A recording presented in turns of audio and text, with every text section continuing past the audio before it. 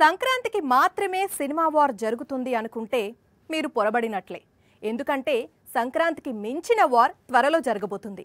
ఈ విషయం దిల్ రాజు కూడా తెలుసో లేదో తెలియదు. సడన్ గా ఆగస్టు 15 రిలీజ్ డేట్ కు ఎక్కడా లేని క్రేజ్ వచ్చేసింది.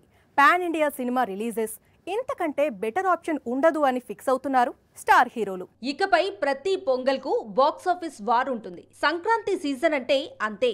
మినిమం 4-5 సినిమాలు పోటీ పడతాయంటూ దిల్ రాజు ఇటీవల ప్రెస్ మీట్లో చెప్పుకొచ్చాడు. అయితే సంక్రాంతికి మించిన వార్ ఆగస్టు 15న రాబోతోంది.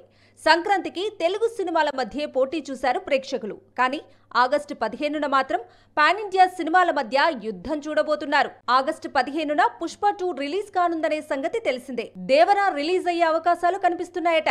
త్వరలోనే ఇందుకు సంబంధించిన అఫీషియల్ అనౌన్స్మెంట్ రానుందని టాక్. టాలీవుడ్ నుంచి 2 పాన్ ఇండియా సినిమాలు పుష్ప 2, దేవరా ఆగస్టు 15కు వస్తే, అదే డేట్ కు కోలీవుడ్ నుంచి కమల్ నటిస్తున్న భారతీయుడు 2, అలాగే జై భీమ్ మేకర్ రజనీకాంత్ తో తెరకెక్కిస్తున్న చిత్రాన్ని సైతం ఇదే డేట్ కు ప్రేక్షకుల ముందుకు తీసుకురావాలనుకుంటున్నాడట.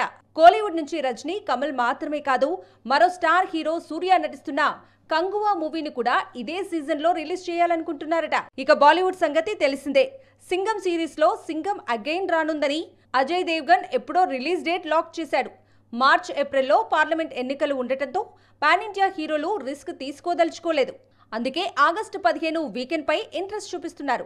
ఆగస్టు 15 హాలిడే, ఆ తర్వాత లాంగ్ వీకెండ్, ఆగస్టు 19న రాఖీ పౌర్ణమి, ఇలా 4-5 రోజులు సెలవులు కలిసి వస్తుండటంతో పాన్ ఇండియా హీరోలందరూ ఇప్పుడు పుష్ప 2 రిలీజ్ డేట్ ను టార్గెట్ చేశారు.